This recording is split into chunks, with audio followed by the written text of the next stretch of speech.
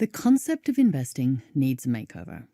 Too many people have the will to invest, or the means to invest, or both, but don't start investing for the simple reasons that they don't think it's for them, or worse, they don't understand what all the jargon means. You work hard for your money. Everyone does. The difference between just working and saving and moving to the next level and true financial empowerment is investing. And that's what this course is all about. I'm Jane Barrett.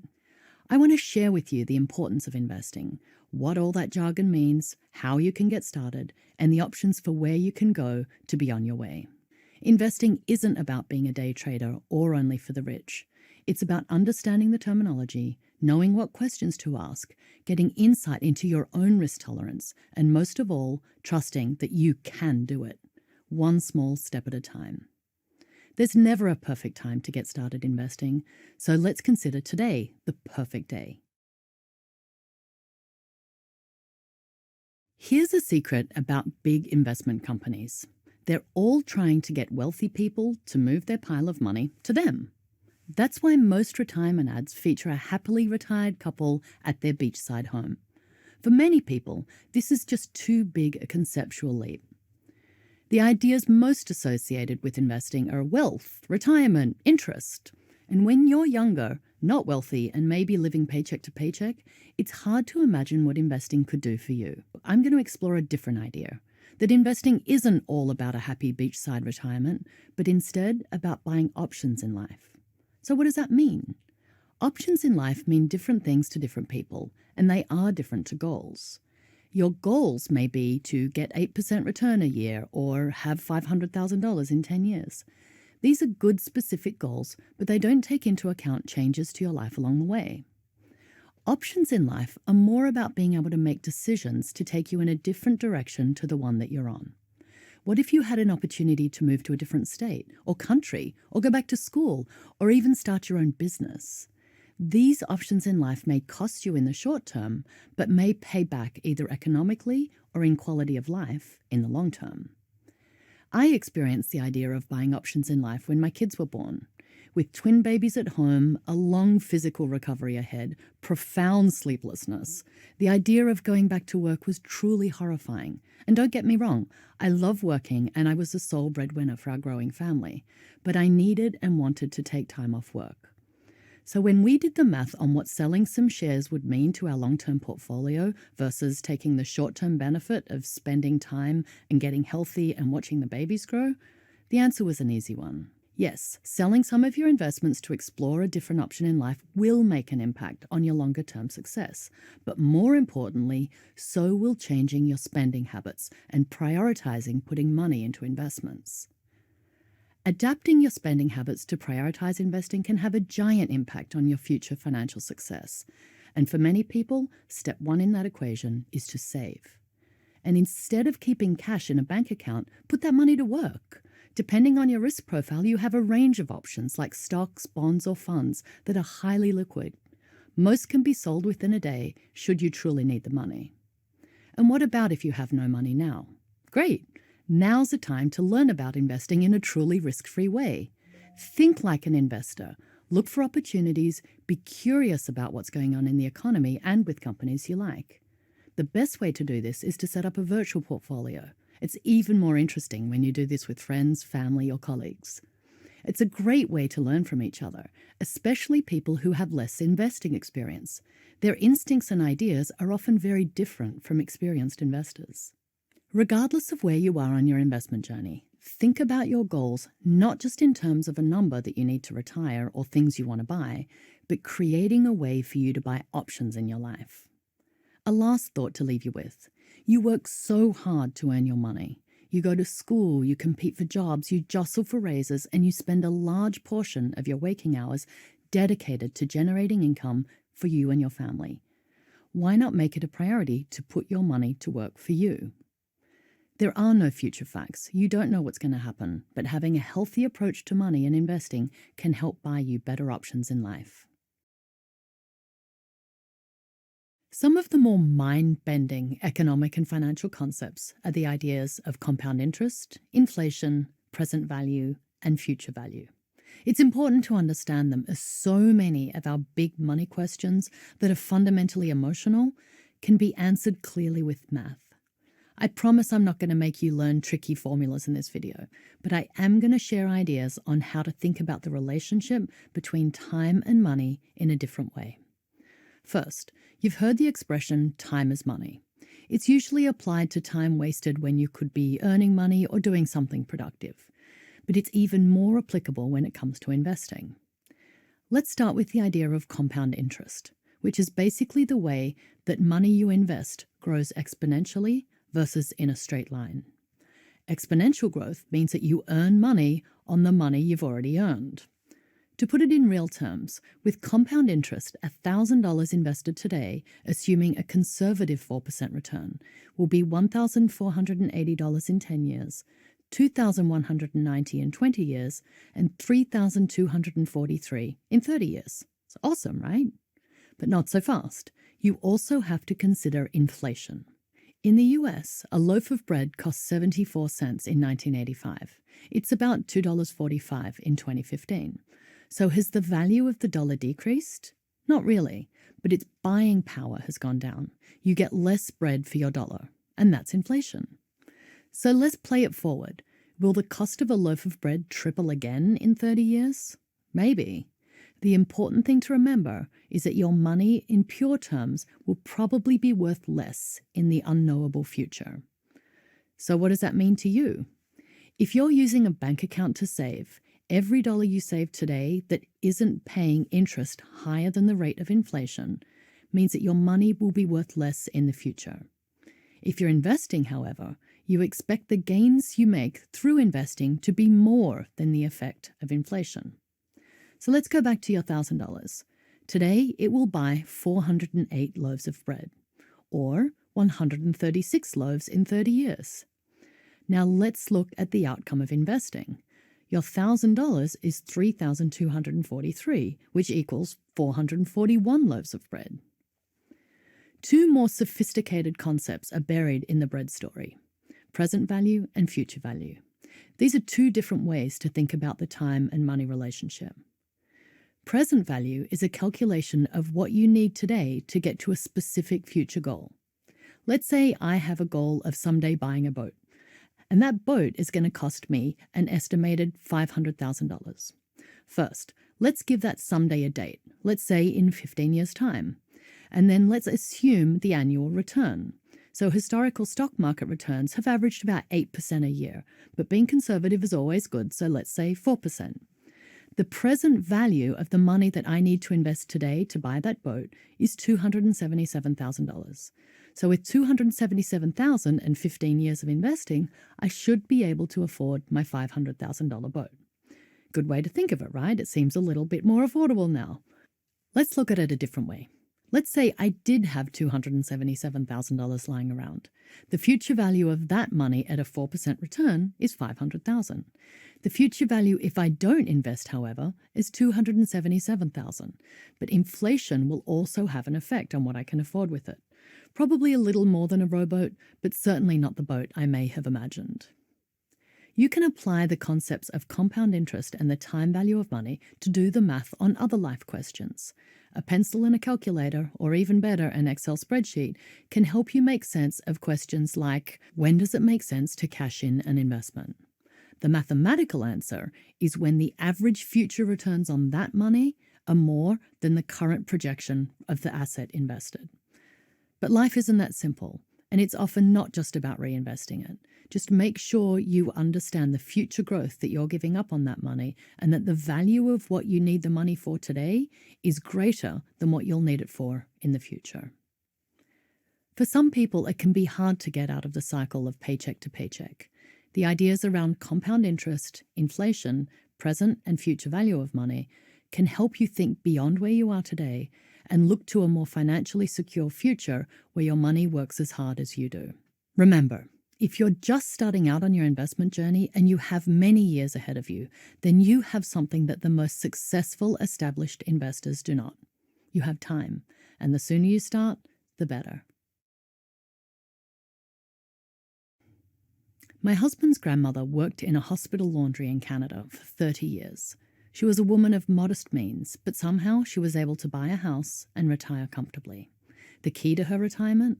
She invested in Canada savings bonds, piling her savings into them in 1982 when they paid 12% interest. In less than 10 years, she almost doubled her savings. It was an amazingly savvy decision and a great lesson in the power of interest.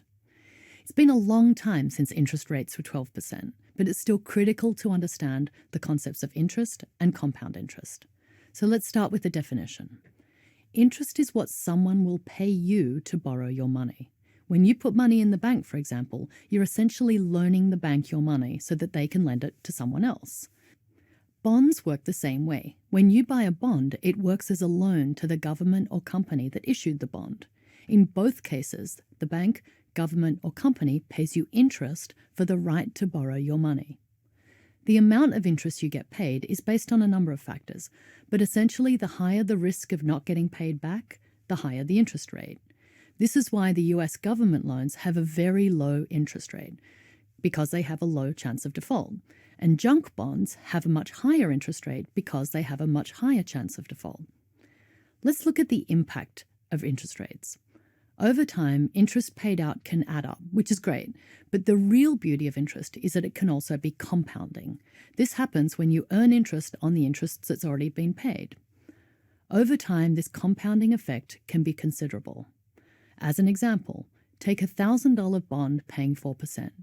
Without compounding, that money doubles after 25 years. With compounding, the money doubles after 18 years. That's 7 years sooner. It's a big difference. To calculate the impact of compounding, a super simple method is the rule of 72. All you do is take 72 and divide it by the interest rate. The result will give you the number of years it will take to double your money. So at a 12% interest rate, your money will double in 6 years. 72 is divided by 12. It's super easy. The key to compounding is to make sure interest is reinvested. Some bonds add interest to the principal owed and compound future interest payments until the bond is paid out. But many bonds, like US Treasury notes, pay interest out every 6 months. Unless you reinvest the interest yourself, you will not get the benefit of compounding. So let's flip the coin and look at what happens when you're the one who owes the money. Interest is now no longer your friend. Interest now gets added into what you owe, and compounding can quickly multiply your debt. You can very quickly owe more than you can manage. High compounding interest rates on loans are the scourge of modern economies.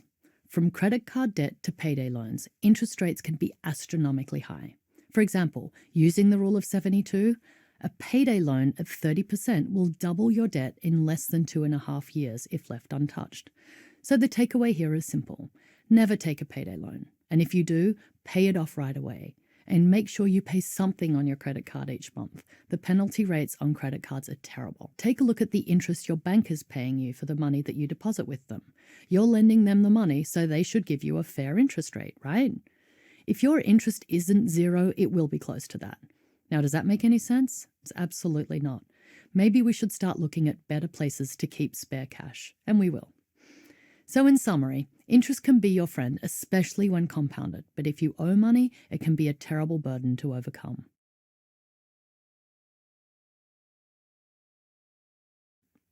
Regardless of where you are on your investment journey, whether you're just learning, doing some virtual trading, managing your own investments, or you have an advisor managing your money for you, it's critical that you understand the tax implications. I know, it's never fun talking about taxes, but my goal with this video is to show you how taxes on investments work so you can make smarter decisions.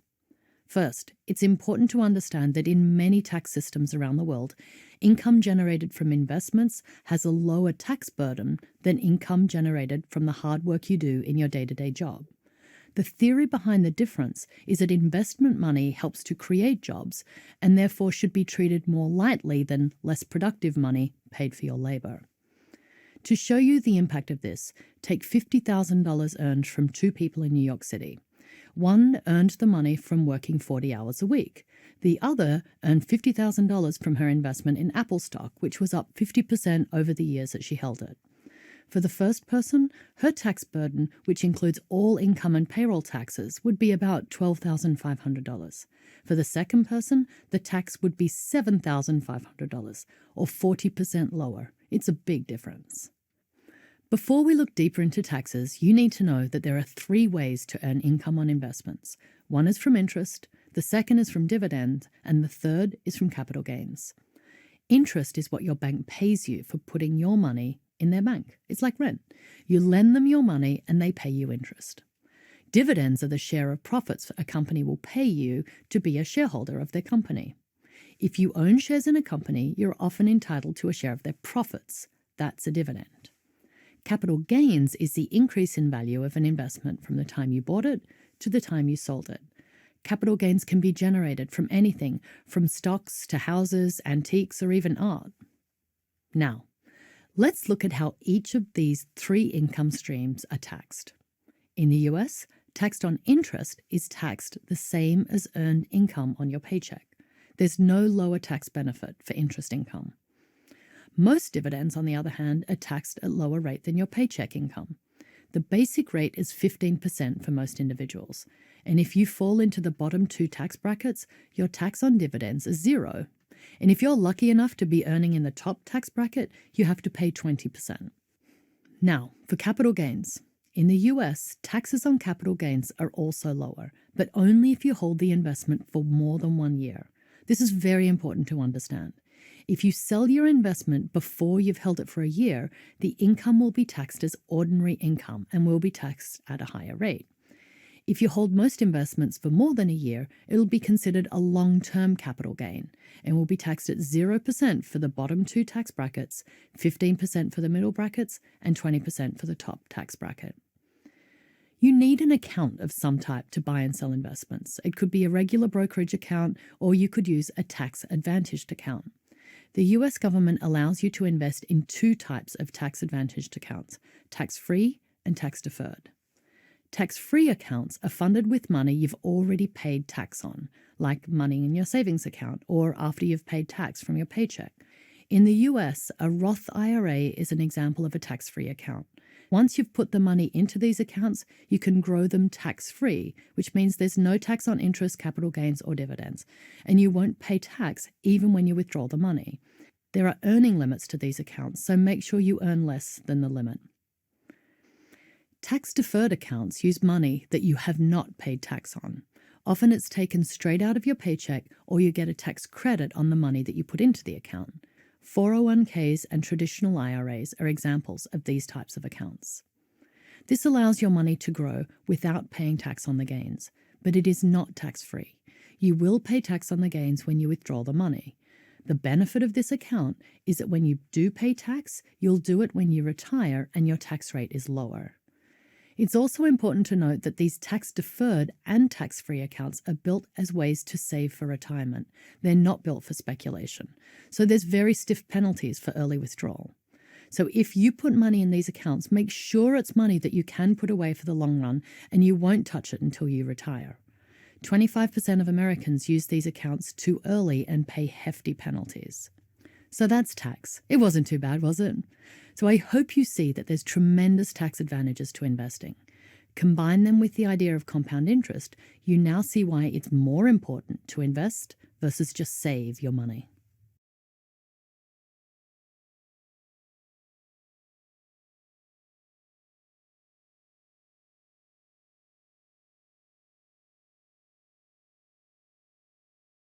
Before we start talking about how to actually invest, we need to set some guideposts. You won't know where you're going unless you have a map. So let's build a map that you can use to invest on your own or guide you through what an advisor will do for you. First of all, you need to know yourself. You should not invest in products that run counter to what you believe in or have a higher level of risk than you can tolerate. You need to know what you're investing in and be 100% comfortable with it. But first, you or your advisor needs to do an assessment of your objectives, your life stage, your risk tolerance, and your current financial situation. The next concept on our map is risk. With every investment, there is a danger of losing money. In order to be successful, every investor has to gauge and manage risk. Sometimes it's fairly easy. Bonds, for example, are rated by third parties, so you can easily determine the risk of most bonds. Stocks are more complicated, but here's a few pointers. First, assess value. If you've ever purchased anything of value in your life, you can determine the value of an investment. You look at price, quality, what others say about it, track record, and history. In the end, if you think the investment is cheap, you buy it. If it's expensive, you avoid it. Finally, you need to assess potential reward. Oftentimes, reward works inversely with an investment's risk profile. A junk bond, for example, has a poor rating because of its high risk of default, but the interest paid by junk bonds is usually quite high. If you're willing to take a risk, a junk bond can pay handsomely, but in the worst case scenario, you'll lose some money. But even with all the information in front of you, you may still not pick a good investment. Even professionals have a hard time. The Center for Applied Research at Tufts University found that of 2,046 mutual funds they tracked from 1976 to 2006, the number that beat the market after fees, 1%. Yep, 1%. So even with all the information in the world, even professionals have a hard time beating the market. So, what should you do? Do the research, but also trust your instincts. Be curious about the world around you. If you see something that you like, act on it. When I saw the first iPod, it blew my mind. I bought the stock that day. Talk to friends, look at your credit card statement. Where do you spend money? Start at home and look at the companies you love. Then assess risk, value, and potential return. But having said all this, you should also manage your risk carefully. If you're a novice investor, you shouldn't take on too much risk. Risk is a recurring theme with investing. Always keep in mind that you should invest in things that reflect your tolerance for risk, your experience, and the time you have to iron out any mistakes you might make. So with the map in front of us, we can move on to you and figure out what kind of investor you can be. Setting goals is a vital step for every investor. But when I hear investment companies ask, "What's your retirement number?" I cringe. "How much do you need to retire?" they ask. My answer is as much as humanly possible. But in my mind, they're asking the wrong question. You should never set a target until you take a good look at who you are and what your needs are. Once you do that, you're going to learn what kind of investments you should make and how much risk you should take on. Only then can you begin to set goals. So let's look at you and begin with your investment objectives. Objectives may sound like the same thing as goals, but they're slightly different. Your objective should be a general idea of what you want to get out of your investments. Do you want to generate income that you can use to live off? Do you want to grow your savings base for later? Or do you want to grow as quickly and as much as you can? Or do you want to make sure you don't lose any money in your investments? These general objectives will guide your investment decisions. Next, how much risk are you willing to take on? If you don't want to lose any value in your investments, you probably have a low tolerance for risk. And if you want fast growth and you're okay with the prospect of losing money, you probably have a high tolerance for risk. Your objectives and risk tolerance can sometimes run counter to each other. If this is the case, you need to reconcile them. If you want to speculate, but you have a low appetite for risk, you should adjust your objective to aim for moderate growth. If you like the high returns that come from taking a risk, but you're scared to death of losing money, you need to move away from making high growth your objective. So make sure your objectives and risk tolerance match. Now, let's look at you from the outside. These are life-related self-assessments that must be taken into consideration when you're setting your goals. To do this, you should ask yourself a few key questions. In fact, every registered investment advisor is mandated to do the same for every client. The first question is your experience level. This one's straightforward. If you've never invested before, you should start off slowly and not take on too much risk. Next, look at your time horizon. This one's not as straightforward. There's a lot of debate about how much risk you should take on as you get older. Here's my position. Take on as much risk as you can when you're young because you have time to make up for mistakes.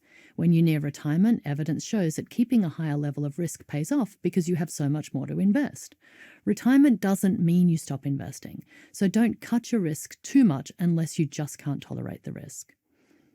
Another question to consider is your financial situation. If you have debt and little savings, you shouldn't take on too much risk. You literally can't afford to lose money. If you have little or no debt and some savings, you can take on more risk. Finally, your family situation should also influence how much risk you take on.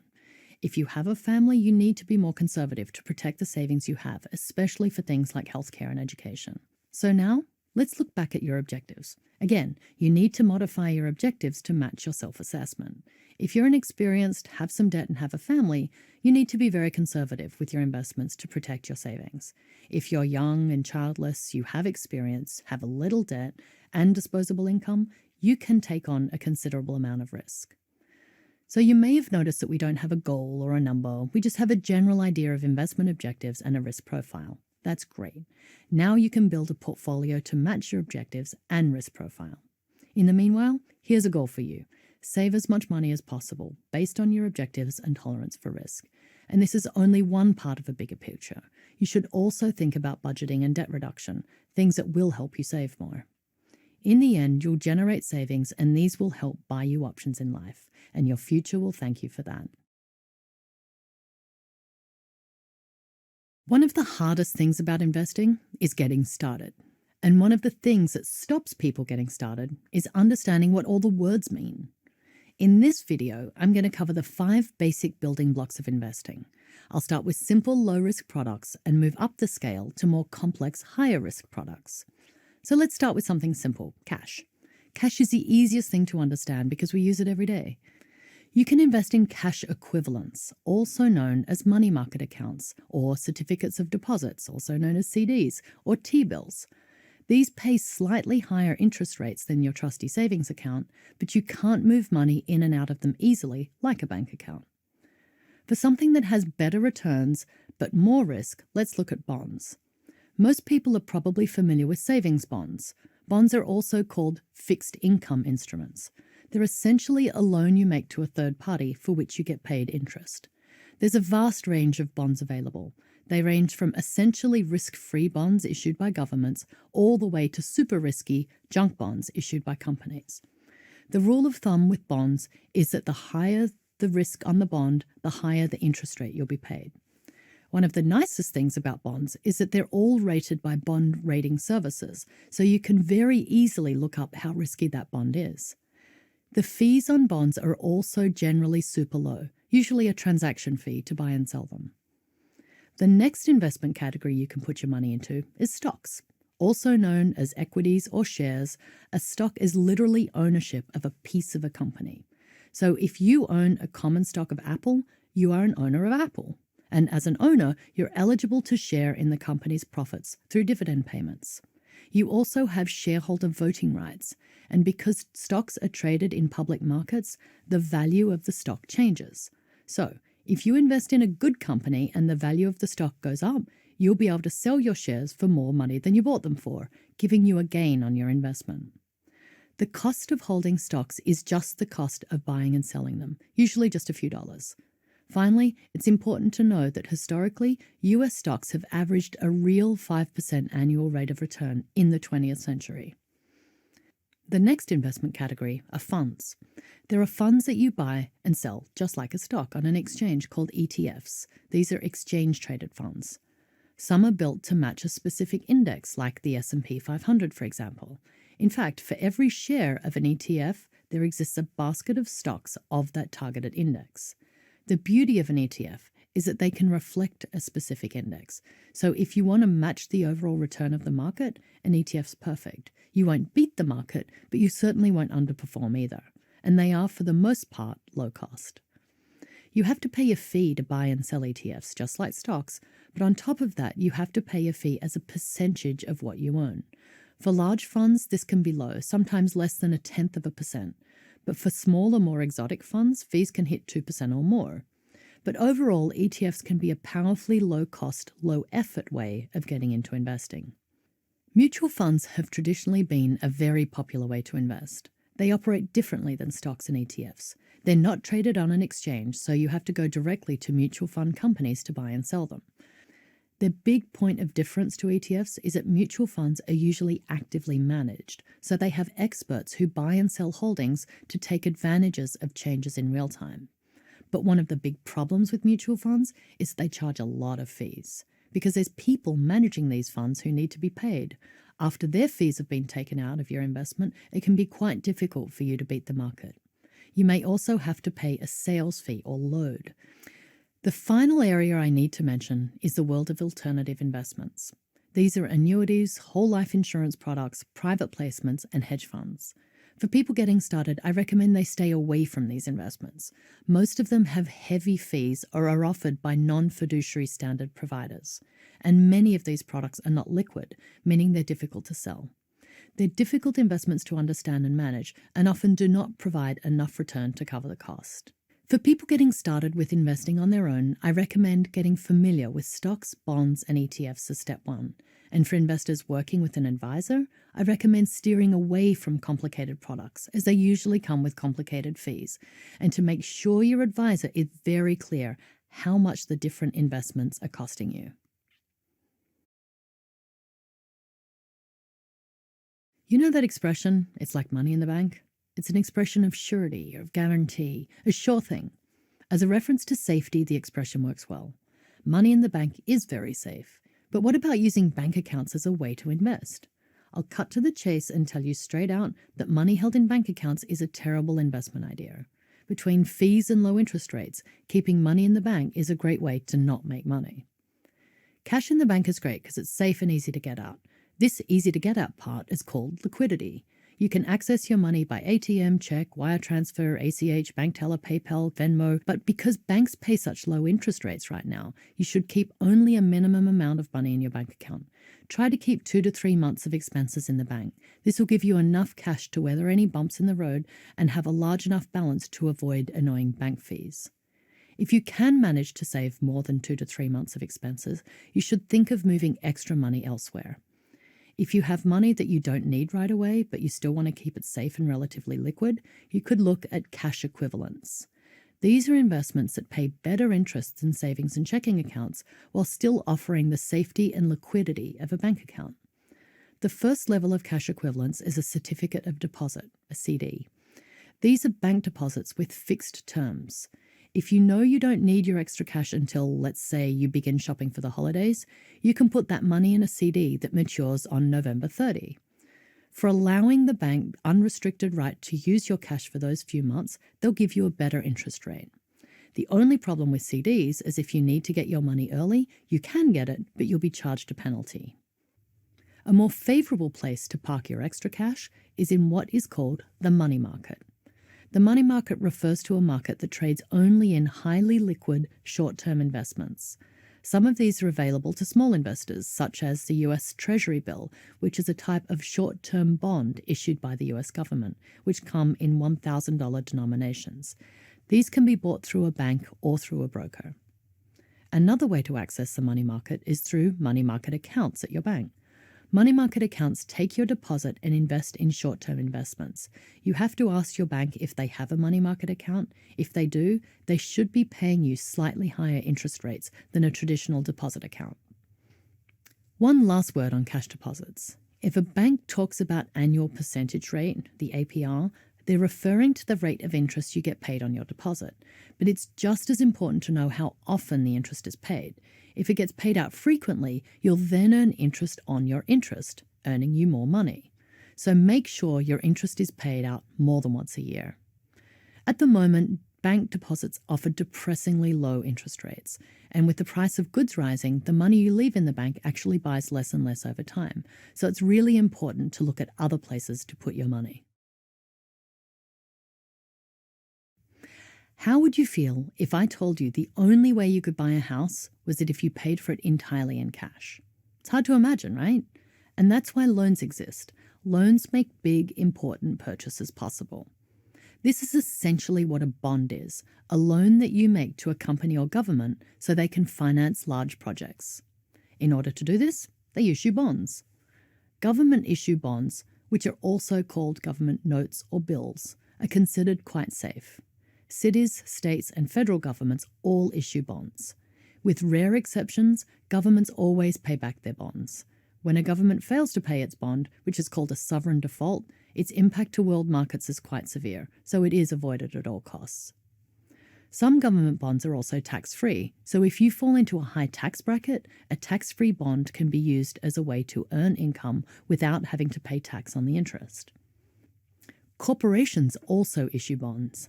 Many large international companies issue bonds as a way to fund expansion, or build new products, or move into new markets. Large, well-known companies rarely default on their bonds, and they're considered quite safe. Smaller, less-known companies also issue bonds. These bonds are much more speculative and risky. For this reason, they're generally called junk bonds. They aren't, as their name implies, garbage, but they do default much more frequently and are much higher risk than higher-grade bonds. At this point, we should talk about risk. The great thing about bonds is that there's independent third parties that rate bonds. They do sometimes make mistakes, but overall, the two main rating agencies, Moody's and Standard & Poor's, are very good at giving you a rating for bonds. Anything above a BBB for Standard & Poor's or Baa for Moody's is considered investment grade, or the most risk-free of bonds. The ratings reflect risk and should definitely be examined before you purchase a bond. Lower-rated bonds definitely have more risk, but they also pay more interest. This risk premium is why people buy junk bonds. It's a gamble, but for some people who have the tolerance for risk, the payoff can be much higher than someone who only invests in low-risk bonds. But be warned, the key word here is could. Taking on excessive risk could also lose you money. Pricing of bonds is fairly straightforward. Every bond has a face, or par value. This is the value of the bond when it was issued. Every bond also has an interest rate that it pays, which is called the nominal yield or the coupon rate. So a $1,000 par value bond with a coupon rate of 4% will pay you $40 a year. Bonds also have a maturity date, the date at which they pay back their principal. One more thing you need to know about bonds is that they fluctuate in value. Bonds are traded in secondary markets, and they often do not change hands at face value. The present value of a bond is driven by both supply and demand, and by external economic forces, especially inflation. I'll give you an example of how this works. Let's say the US economy is booming and there's a shortage of all sorts of things, and as a result, prices rise. This is inflation. Everyone gets nervous, including the banks. To cool off inflation and slow the economy, the Fed raises interest rates, and interest rates throughout the economy rise. But not on your bond. You're holding a bond that has maybe a 2% yield, and it's going to stay at 2%. But new bonds are being issued at 3% coupon rate. So no bond's going to pay full value for your 2% bond, when the same price they can get a 3% bond. So in order to sell your bond, you have to sell it at a discount. This is how the secondary market for bonds work. As a rule of thumb, as the interest rates rise, the price of existing bonds drop. And as interest rates fall, the price of bonds go up. The last thing, you should also take note of what a bond is backed by. Bonds can be backed by land, buildings, equipment, securities, or just a promise. Generally, it's better if your bond is backed by something tangible. But for bonds issued by super strong corporations or governments, a promise is usually good enough. Many advisors will put bonds into your portfolio to balance out risk or to provide you with ongoing income. Adding bonds to your investment strategy yourself is easy. Government bonds are usually available through your bank. Other bonds require a brokerage account, but these are easy to set up and the purchase of bonds is extremely cheap. If you have extra cash, bonds are a great alternative to cash in the bank.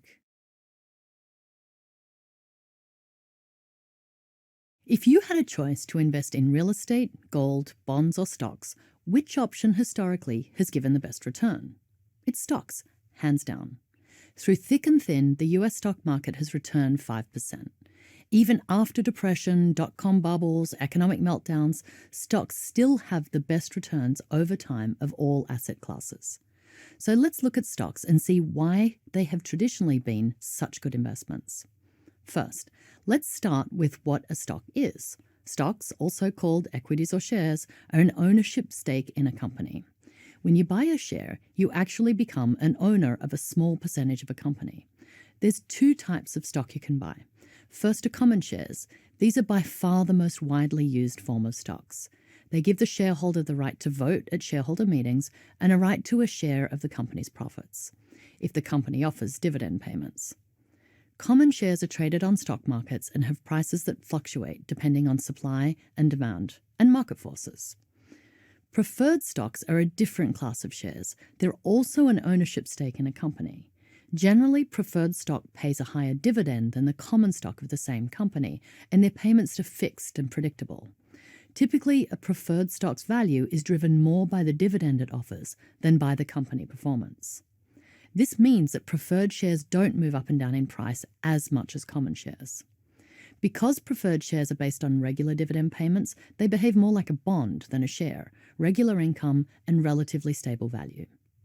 With all shares, the key to being successful is by correctly managing its price. Prices of stocks go up and down. You want to buy a share when the price is low and sell it when the price is high. This gain is called a capital gain, and you want that number to be as big as possible. The key to doing this successfully is by correctly assessing a stock's inherent value.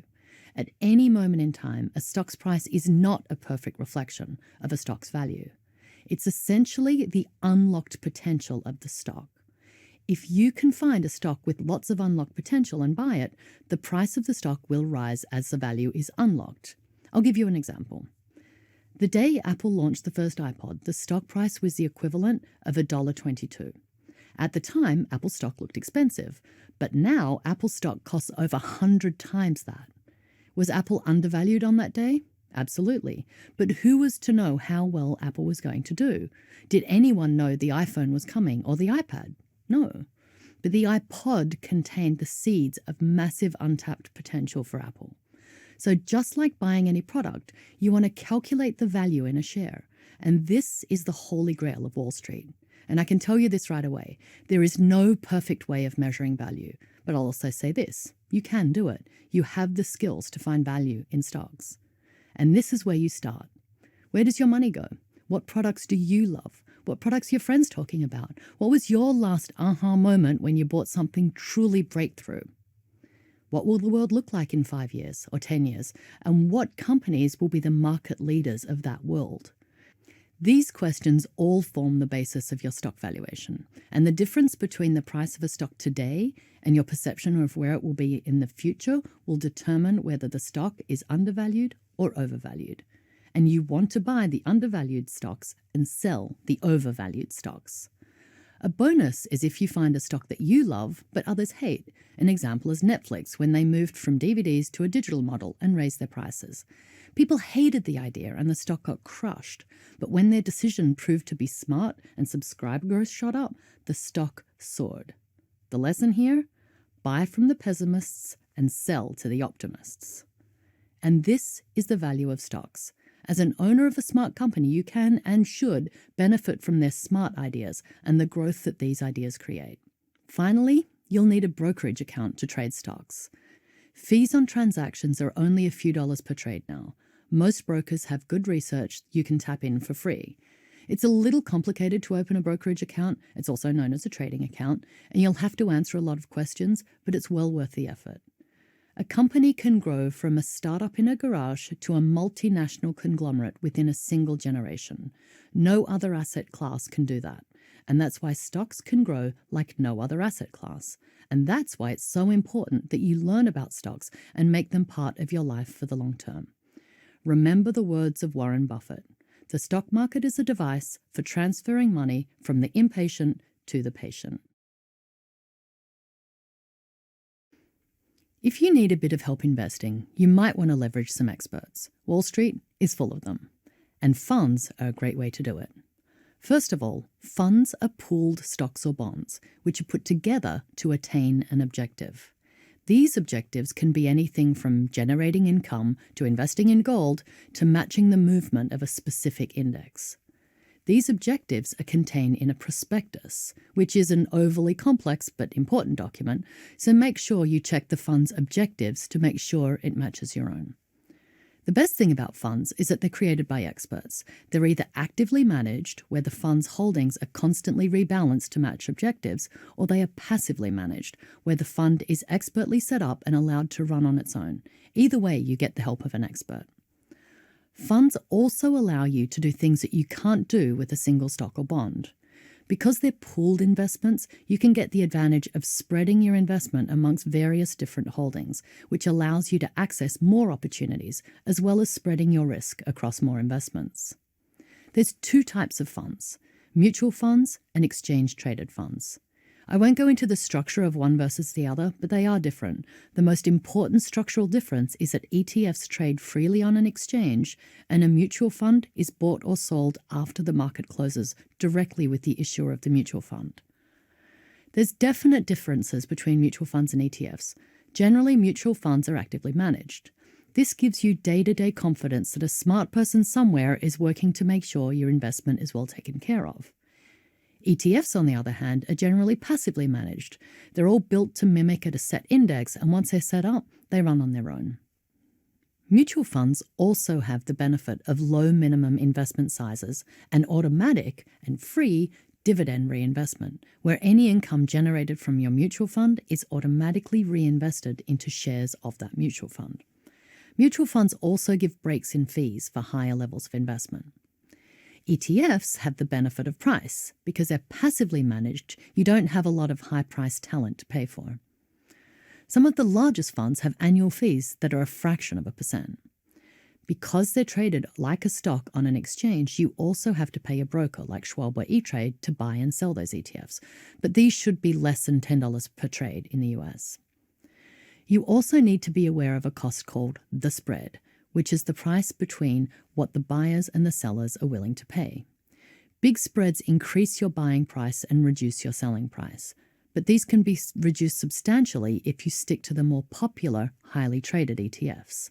Search out the fees and spreads on sites like ETF.com before you buy an ETF. Mutual funds are generally actively managed and require you to pay for some of that high-priced talent.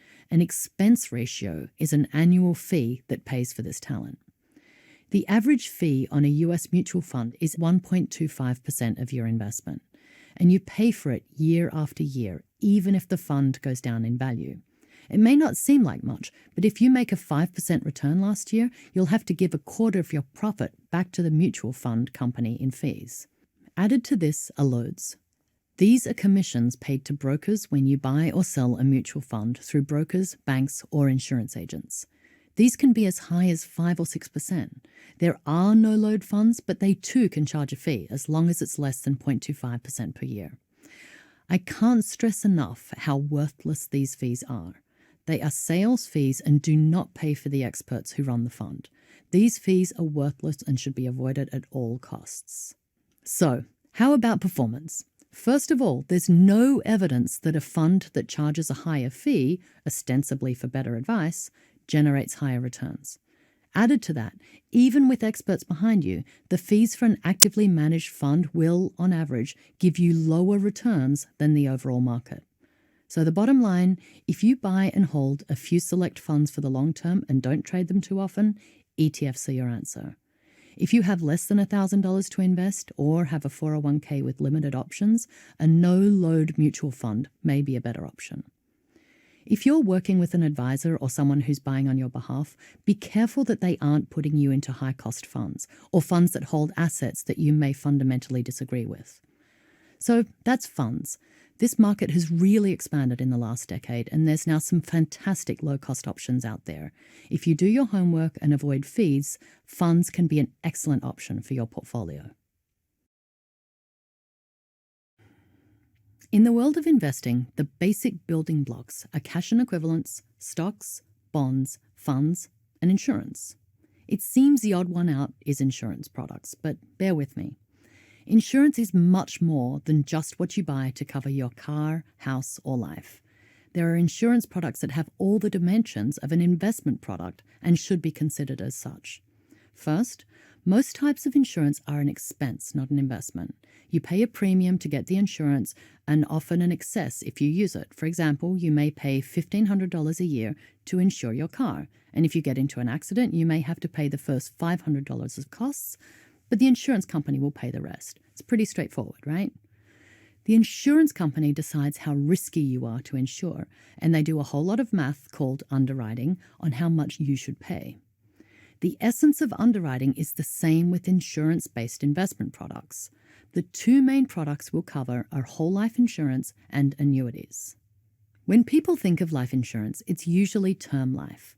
Term means that you pick a period you're going to be covered for, and if you die before that time is up, your beneficiaries get paid.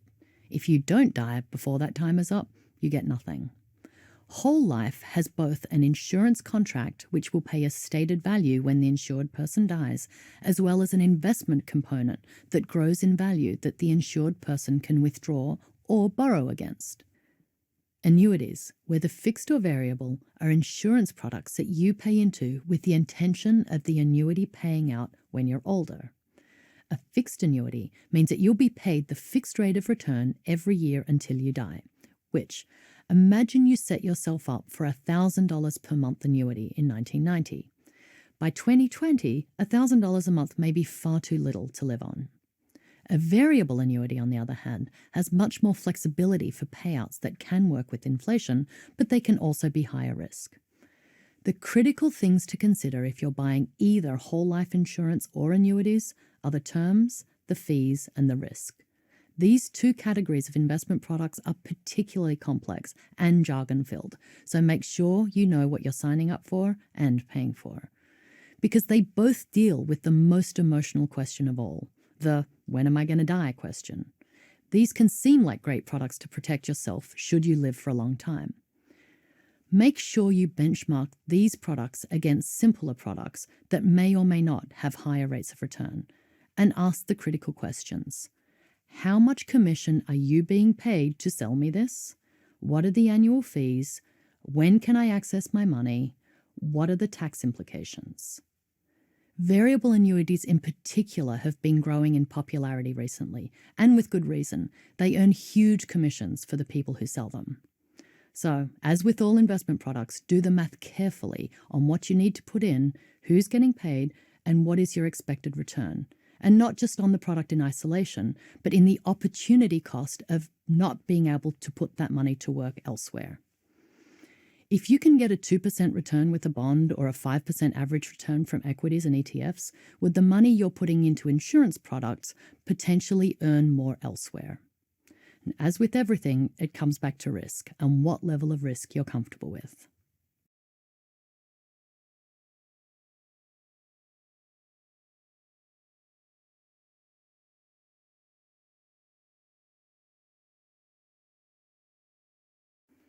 Investing is risky. There's always a chance that your investments will lose value. You may buy stock in a mining company hit by lower commodity prices, or maybe a retail company overburdened itself with debt and can't pay its obligations, or maybe an older company gets crushed by innovative competitors. But there's also a chance that your investment will increase in value, and that's why people invest. The risk to your investments can come from countless sources, but the end result is the same: loss of value. If you want to avoid risk, there's actually something called the risk-free rate of return. For investors, this is the 10-year US Treasury note. The government of the US guarantees payment and has never defaulted, so this is the benchmark for no-risk investment. But it is also one of the lowest returns available. Right now, it returns a fraction of a percent a year. Your return is guaranteed, but your return is minuscule. And here's the rub. If you want higher returns, you need to take on more risk. So how do you measure risk?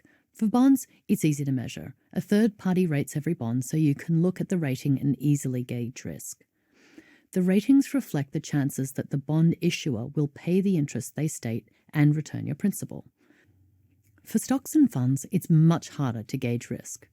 The value of a stock is determined minute by minute by buyers and sellers in a market. There is no set formula to the value of a stock. It's all about supply and demand and what someone will pay at a single moment in time. There's a belief that the market is rational and it prices in all available information. But if you watch the price of stocks bounce around, it's hard to imagine that this is true. There are analysts who rate stocks, and some are good at gauging risk. But for any single stock, there'll be dozens of different opinions as to risk, so it's difficult to figure out what the risk really is. Added to this are risks that you can't avoid. These are called systemic risks or market risks, which impact entire markets. These are usually large events like financial meltdowns or acts of war, which tend to hit all markets hard. These are unavoidable, but if you can hold on through these downturns, stock markets have always rebounded. Just hold your breath. Or, if you're on the higher end of the risk scale, a downturn can be a great time to buy, but picking the bottom is extremely difficult. To manage your risk, you need to do several things. First is to do your research, know what you're buying, and do your best to find untapped value in whatever you invest in. Also, you need to know how much risk you should take on. Because stocks are riskier than bonds, the general rule of thumb is the younger you are and the more experience you have, the greater proportion of stocks you can hold. Should stocks experience a downturn, you'll have the time and experience to ride it out. Risk can be both your friend and your enemy in investing. Without taking on some risk, it's impossible to get good returns. The issue is knowing your risk and being secure in the risk you've taken. Risk in itself is not bad. An educated risk is what you're after and will reward you in the long run. Managing risk is one of the most important jobs you have when you're investing. One key way to do this is to spread your risk among different investments. By putting your eggs in different baskets, you are balancing your portfolio and lowering your overall risk. Balancing your portfolio is also a way of reflecting your own risk tolerance. As you know, markets go up and down, but these ups and downs are uneven and unpredictable. When one part of the market goes up, others can go down. When stocks go up, bonds can often go down. Even on the same news, the impact can be different. And different kinds of investments are just more volatile than others. What you're really diversifying against is non-systemic risks. These are things like bad management, product recalls, drops in commodity prices, and changes in regulations that hit individual companies, industries, and countries differently. Diversification is the best way to protect yourself against non-systemic risks. You can do this in 3 ways: diversify by asset class, geography, or industry. The most important area of diversification is by asset class. When you invest, you can buy stocks, bonds, funds, or just hold cash. It's always a good idea to have a mix of all of these. Stocks tend to be more volatile and risky. Bonds tend to be much less volatile and more stable. Stocks and bonds also tend to move in opposite cycles, so most portfolios balance between stocks and bonds in order to manage risk. This is where you tie in your personal objectives and risk tolerance. If you have a conservative risk profile, it would be good to hold more bonds and cash and a lower proportion of stock. If you can accommodate a lot of risk, you can hold a greater proportion of stock. As a guideline, this is a sample of what a balanced portfolio could look like. A conservative investor could have a mix of 70% bonds, 20% stocks, and 10% cash. For an aggressive investor, the holdings are inverse: 70% stocks, 20% bonds, and 10% cash. You can also diversify by geography, by buying stocks and/or bonds from different parts of the world. You can spread your investments across the US, Europe, Asia, and the developing world. By segmenting your investments this way, a drop in the ruble or a meltdown in Asia will impact only a portion of your portfolio. Finally, you can diversify by industry. Many industries run in cycles, so by diversifying by industry, you'll make sure your entire portfolio doesn't hit a down cycle at the exact same time. For example, by investing in both mining and manufacturers, low commodity prices will hurt mining but benefit manufacturers. If you start with broad categories such as primary industries, manufacturers, and services, you can branch out into more specific categories once you get the hang of it. It should be noted that ETFs can be an excellent low-cost way to diversify your portfolio. You can find ETFs that are diversified by geography, industry, or asset class. A single fund can do a ton of diversification work for you, especially when you're building your first portfolio. One last thing to mention, it's always good to go back and revisit your balance every 3 months. The value of your holdings will change over time. And make sure to check if you're still in balance, and if you're not, you rebalance by selling some of the asset where you're overweight and putting it into the assets where you're underweight. Some investment companies even automate this for you with a simple checkbox. So that's balance. It's easier than it looks. Start by diversifying between stocks, bonds, funds, and cash. Use ETFs to do some easy diversification for you. Aim to diversify even further by industry or geography if you can. And if you do it well, even if one part of the market hits the rocks, your overall portfolio won't be impacted severely. And that's the goal of balance, making sure a downturn in one part of the market doesn't ruin your whole portfolio. Gauging the value of an investment is the single most important goal of investing. If you find an undervalued investment and buy it and hold it while the rest of the world jumps aboard, it can be a fantastic experience. Your goal is to buy the undervalued companies and avoid the overvalued ones. So, how do you gauge value? That's literally the million-dollar question. So, the goal of your search for value is to find undervalued companies, the bargains, the companies with prices that are too low or have an underappreciated new product, or companies that are misunderstood or just not well known. Essentially, you want to find a company that has the potential to grow but is inexpensive to buy. To do this, start with what you know. Begin at home or at work with companies that you spend money with. If you love them, your friends talk about, and they have a new product that blows you away and you can't live without them, start digging into them. See if they're publicly listed companies, and if they are, start looking into their numbers, which we'll do in a second, but try to find companies that you know and love. If you're a loyal customer, you'll make a terrific shareholder too. Then you may actually get paid for your loyalty. So let's dig a little deeper into value. The most important number you need to look at is PE, or price to earnings ratio. It's the number which best reflects the current value of a company. This number shows you how much investor money, or your money, it takes to generate $1 of company profit. If the PE is 100, it means for every $100 you invest in a company, that company can generate $1 of profit. Historically, average PEs have been around 15 to 17 for US companies, so 100 means the stock is extremely expensive. But what if the company is growing like crazy? Maybe 100 PE makes sense because its profit is growing.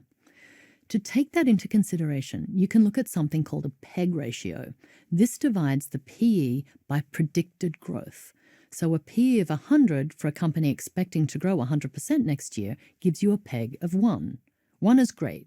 1 or less is actually exactly what you want. So now the company doesn't look so expensive. The next thing you should do is compare a company to its peers. Most financial sites like Yahoo Finance let you compare financial numbers between companies. Compare profit margins, cash flow from operations, and debt-to-equity ratios between companies or against industry averages. This will allow you to see the company's performance out in the market. Look for dividends that the company will pay. This will produce income in your pocket, usually every 3 months. And also look at what Wall Street is saying. Yahoo Finance will allow you to see analyst ratings, ranging from a buy to a sell rating. If you see positive buy ratings, it will be a good double check on your value assessment. Finally, be aware of earnings dates. Every 3 months, companies must report their numbers. A company called Thomson First Call will usually post Wall Street's expectations for the company, and it will come up in searches for news on that company. The stock will usually move after its earnings report, but not in response to the earnings news. The stock will move according to how close they were to Wall Street expectations. Missed expectations usually result in a drop of the price of a stock. Beating the expectations usually means a bump in the price. So circle earnings dates in your calendars. They're important verifications of the accuracy of your value assessment. Just like when you exercise your regular muscles, your money muscles can be strengthened over time with practice and training. First, your money muscles are just an analogy for your risk tolerance. But risk tolerance sounds so inaccessible. We're going to stick with muscles. Think of when you went to the gym or went for a run for the first time in a long time. You feel fine until the next day when everything hurts. Investing doesn't necessarily cause physical pain, but the very act of using your money muscles and making decisions for yourself helps build your money muscles and your risk tolerance. One of the hardest things with investing is taking your first steps. I've been investing for 17 years, and as I remember it, the scariest investment was my first $1,000 in, and my biggest high was doubling that $1,000 to $2,000. Over time, I learned what it felt like to have small gains and big gains, as well as small losses and big losses. I learned that the pleasure of my bigger gains is stronger than the pain of my bigger losses, which means that I'm open to risk. You can only build your money muscles over time by learning what that feels like to you. Some of the best investors I know started out very risk-averse, even saying they preferred to keep their money in their mattresses, but learned that they could get over their risk aversion by making small investments or even virtual ones, with the understanding that they had to be okay with it all going away. Now, it's rare to completely lose your money with investing unless you buy high and sell low. So seeing that one week your $1,000 is worth $1,200 and the next week it's worth $900, you start to realize that unless you're in the lowest risk fixed income products like bonds, your holdings will fluctuate. But the key is that over time, an amazing thing happens. Your investments will change in value, but your ability to tolerate those swings is your money muscles at work. So, what are a few questions that you can ask people to help speed up your process? Learning about investing can be done anywhere. You never know who can help. So, first, if you're talking to someone that seems knowledgeable, ask them if they invest other people's money for a living, or do they invest their own money, or do they have someone do it for them? Those three categories of people will have very different points of view, some that should be taken with a grain of salt if you're trying to build your own money muscles. If it's a professional, you have the opportunity to ask big strategic questions. But remember, there's no future facts. No one really knows what's going to happen in the market, even if they act like they do. So start there. Ask, in all your years of investing, how does this year compare and what do you think is going to happen next year? And then ask, what do your clients expect of you in terms of returns? And what's the last thing they bought with their own money? If a non-finance person invests their own money, you'll be getting a great view of that person's risk tolerance and investment strategy. Ask them how they got started. What was their best and worst moment as an investor? What's their point of view on the market right now? And what are they interested in buying or selling next? Last, if a person has someone invest on their behalf, ask how their portfolio performs, net of fees versus the market. Ask them how much they pay and if they're happy with the cost versus returns of outsourcing. And ask what is the best piece of advice their broker or advisor has given them. By asking the right questions to the right people, you can accelerate your learning, understand your own risk tolerance, and build your money muscles over time. So, you have money to invest. You have a plan. You know your goals. You know your risk profile. You know what you want to invest in. Maybe you've already begun the journey and invested your hard-earned money. Now what? How will you know if you're doing well? How do you even begin to measure success? First of all, it's super important to go back to your objectives. Did you want to be cautious and preserve the money you have? Or did you want to go all out and generate huge returns? The performance of your portfolio needs to be seen in comparison to your objectives. You also need to look at what you've invested in. If you invest in conservative government bonds, you should not expect outsized gains. Your performance needs to be compared to the kinds of investments that you've bought. So let's start by measuring gains. First of all, there's a big difference between realized gains and unrealized gains. Realized gains are investments that you sold for a profit. The gain, called a capital gain, in most parts of the world is taxed. Until you sell, there is no real gain and no tax. It also means you can't really brag about your huge gains until you realize them by selling. To figure out your gain, take the money you get from selling the security and subtract the money you paid for it. That's your gain. If you want to know the percentage gain, take your gain and divide it by the amount it cost you in the first place. Now multiply that by 100. This will give you your percentage gain. It's a good overall picture of your gain. But it doesn't tell the whole story. Your gain should also include any dividends or interests you get from your investment. Add those and then subtract any fees and then do the calculation again. Then take out what you expect to pay in tax and do the calculation again. This will give you a complete picture of your actual gain. To keep track of day-to-day changes, you should track unrealized gains. Keep track of each individual investment's purchase cost and its current value. Also, keep track of any fees as they come up and add them to the cost of the investment. This may be difficult to do for funds that charge fees over time, but it's so super important to do this. You need to see how much fees take away from your gains. Also, add up all your unrealized gains and losses, and it'll give you a sense of how well your overall portfolio is doing.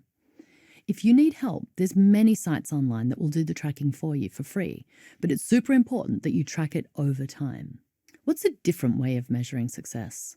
You really need to compare yourself to how everyone else is doing. It sounds a bit crazy, and it is, but let's think about it for a second. If your stocks went up 5% last year, but the overall market went up 20%, you didn't do so well. But that 5% would be terrific if the overall market went down 5%. So context is important. Compare your stocks to stock markets and your bonds to bond averages to see how well you're doing. In the US, the S&P 500 is considered the best proxy for the overall stock market, so compare your stock returns to that index. Bonds are more predictable, so unless your bond issuer defaults, your returns will be known. The final thing to watch is when to sell. Watching the performance of your stocks should give you sell information. If you've made terrific gains on a stock, you should consider selling some of it to lock in the gain or to get out entirely.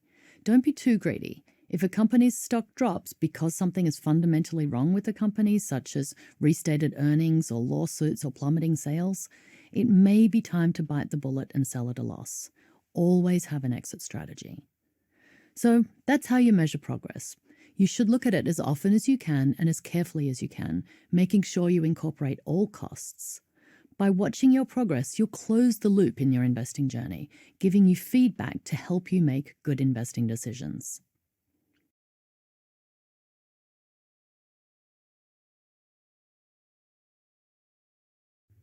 Just like there's many asset classes where you can put your money, which, as a pro tip, asking investors how they diversify across asset classes is a pretty great way to start a conversation. One thing that's important to know when you're getting started with opening investment accounts is that there's no one right way to start. It's up to how comfortable you are with the different options. The main types of accounts available are wealth management accounts, which is for high net worth individuals, traditional financial advisories, retail brokerages, and internet-based low-cost advisors. Each of these come with different fee structures and ways of working, but two concepts to get familiar with are the ideas of custody and discretion. Custody is when your custodian manages your account for you. Whether the custodian has discretion is a big deal. Discretion means that they can buy and sell on your behalf without your approval. Obviously, a benefit of this is that there's very little effort and time required by you. Let's go back to the four options of accounts. Private bankers, also called wealth managers, generally have custody and discretion. Good ones will share what they're doing, but they don't often need their client's approval to buy and sell on their behalf. For their services, you usually pay 2% of your money in fees, often with extra trading fees on top. 2% doesn't sound like much, but remember it's every year. And if your portfolio is making 5% growth, it's important to know if that is before or after fees. Most wealth managers have minimum account sizes. It's usually in the millions for big global firms like Goldman Sachs, and usually between 100 to 250,000 for smaller wealth managers. So let's go back to the non-Richie Rich options. Regular people can have financial advisors, and for people with complicated financial lives, I highly recommend them. My personal preference is for fee-only advisors, so you know that for a set amount every year, you're getting attention. Hidden fees and incentives for advisors can eat away at your money, so be sure that you understand upfront how much you're going to pay and whether your advisor needs your approval to buy and sell on your behalf. Retail brokerage accounts like TradeKing and Schwab in the US have neither custody or discretion. As an account holder, you are known as a self-directed investor. You pay only when you trade. The last category of low-cost internet-based advisors are new entrants to the financial world, basically replacing human advisors with algorithms. A robo-advisor, of which my company is one, provides very low-cost advice on what to buy and are a great way for beginners to get into the market. When you open an account with any of these options, expect to answer a lot of questions. Advisors have a fiduciary duty to act in your best interest, so they'll ask a lot of questions around who you are and your appetite for risk. Brokerage companies will also ask questions around your employment and whether or not you seem to be laundering money. But as long as you've got nothing to hide, you'll be fine. To put it in perspective, to open an account with any of these and transfer money from an existing account to get you started should take you less time than watching an episode of The Simpsons, or you could even do it while you're watching TV. There's few things in life that can make a bigger impact on your long-term financial success than starting investing early. If you're thinking about doing it, forego one 30-minute TV show and get started.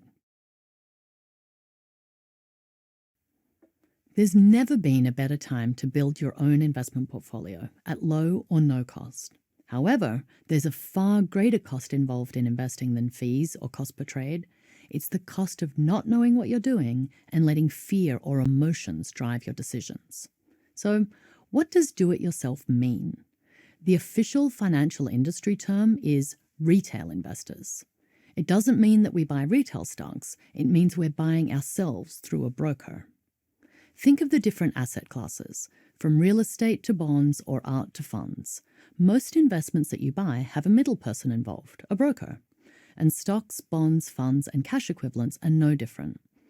Even if you're buying and selling yourself, you generally can't go direct to your local stock exchange and buy. For retail investors, the most inexpensive route to market is through a retail broker, like Schwab or TradeKing in the US, or Saxo in Scandinavia or Monex in Japan. These companies will usually only charge a cost per trade. So if you're a buy and hold investor, which I strongly recommend, then the actual cost of being an investor on an annual basis can be very low. Let's do the math. Let's say you have $100,000 to invest, lucky you, and in the course of the year you buy and sell 10 times. Doing your investing yourself will cost you about $100. Using an advisor who charges 2% of assets under management each year to buy and sell the same amount will cost you over $2,000. And it'll cost you that $2,000 or 2% of your assets every year. So, when does doing it yourself make sense? First, the earlier you start, the better. The best way to learn is by doing, and the best time to do is when your financial life isn't overly complicated. Start with a virtual portfolio or spend a small portion of what you plan to invest and give it some time to make yourself comfortable. If you have someone taking care of your money for you, why not set aside a little yourself and see how you do in comparison?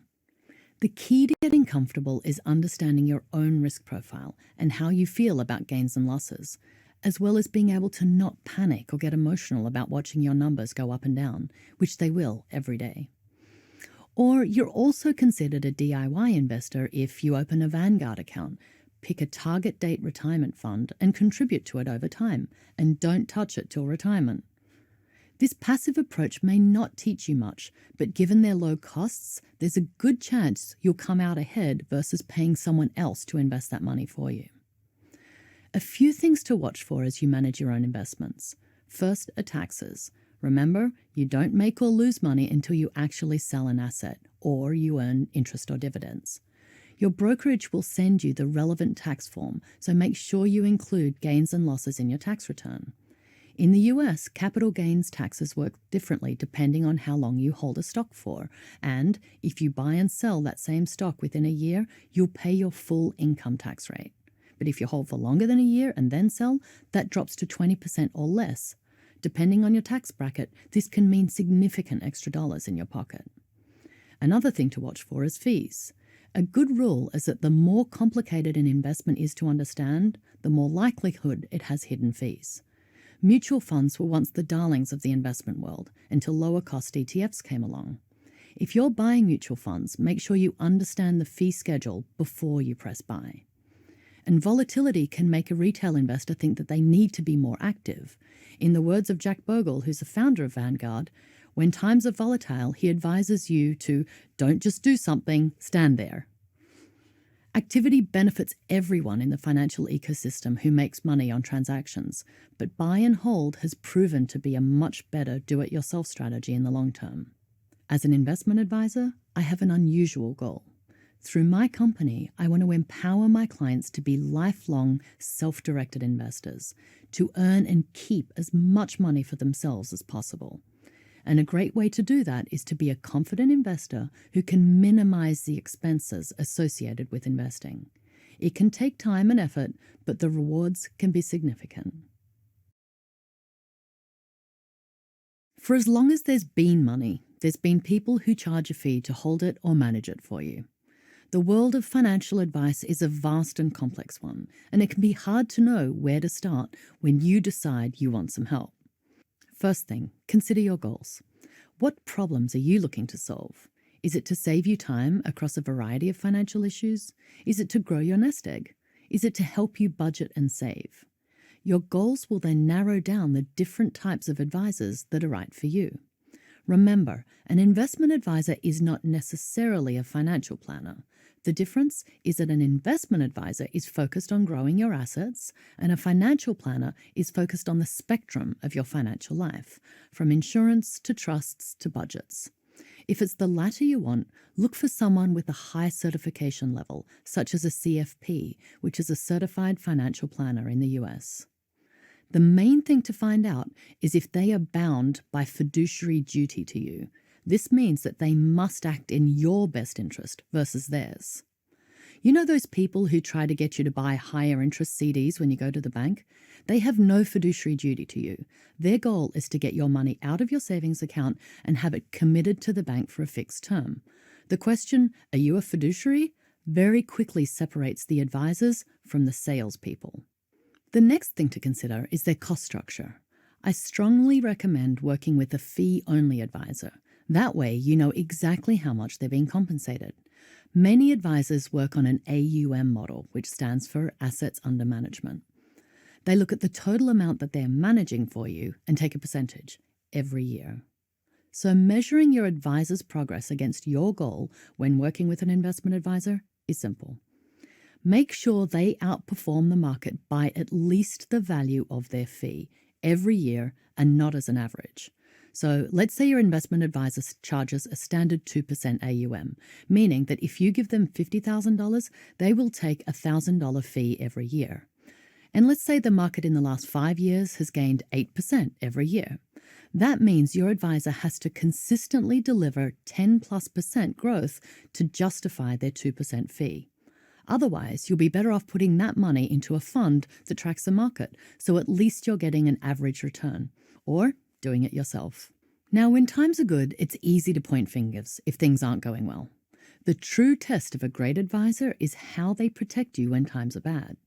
If the market's down 8% and you've stayed flat or lost less than 8%, then they've done their job. Which is why the most important questions to ask an advisor is, how has my portfolio performed net of fees in comparison to the market?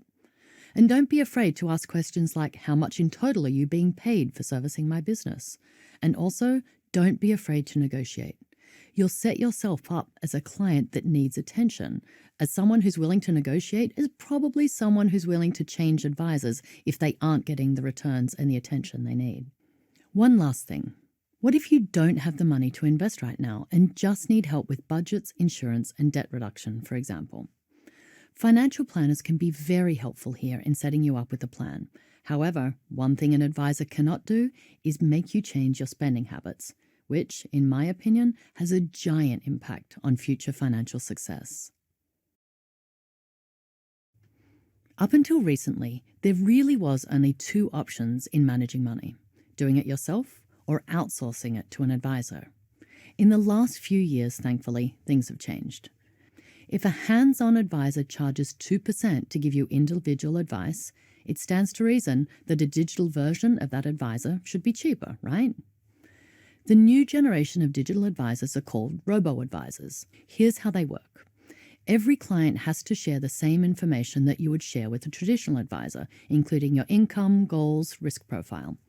Instead of a human making decisions about what's best for you, a digital platform, usually run by an algorithm, does it. And instead of 2%, these robo-advisors usually charge between 0.25 and 0.75%, well under half the cost of a traditional advisor. The benefits beyond the lower cost are usually that they have great online tools for you to easily see where you are and access to a great range of products, usually low-cost ETFs. Recently, bigger players like Schwab have come up with their own robo-options. Read the fine print carefully, though. Sometimes they have restrictions, like the percentage of your account that you must hold in cash, and that can impact your long-term success. Like with anything, look carefully into these options to see the value that they're really providing. If a robo-advisor is just repackaging a bunch of ETFs from Vanguard and then charging 0.35% on top, just buy the Vanguard ETFs directly. The wave of innovation in financial technology is just beginning, and it's going to be great for investors. It's well worth researching more options in this space as ways to get you started.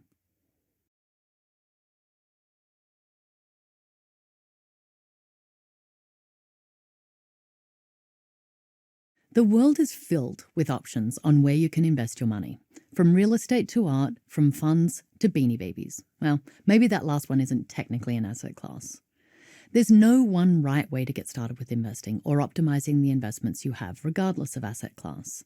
But by taking the time to learn more about stocks, bonds, and funds, and being curious about the wider economy and the opportunities within it, are great first steps. The road to financial empowerment is a lifelong journey. It starts with being able to budget and save, to set goals, and to put money into investments to achieve those goals. Understanding the foggy terminology is critical too. To dig deeper into terminology and to answer questions you may have, Investopedia is a great site, which also have a terrific virtual portfolio tool. They also cover more advanced concepts like REITs or options or hedge funds, concepts that are good to know about, but beginners should stay away from. Mint is a great resource for budgeting and goal-setting tools, with some great content for general personal finance. Daily Worth has a great mix of articles and access to a directory of financial professionals. I use Yahoo Finance to look up specific company information, and Nasdaq.com has great general information, and MarketWatch.com is great for news. Investor.gov is a US government website that is all about educating the individual investor. It's a great neutral resource as, unlike most websites, they're not trying to sell you anything. And that is key to look out for while you're on your search for knowledge. I believe that with the right tools and education, anyone can be a confident investor. Why not you?